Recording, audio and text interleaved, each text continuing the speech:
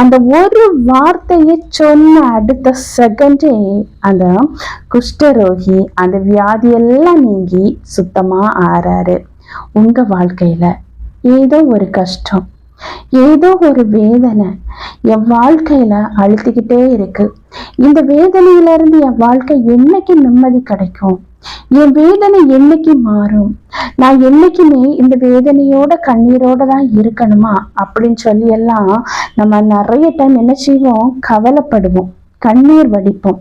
ஆண்டவர் சமூகத்துல அப்பா என்னுடைய வியாதியை மாற்றி போடுங்கப்பா அப்படின்னு சொல்லி எல்லாம் நம்ம கேட்டு கதறின நாட்கள் உண்டு.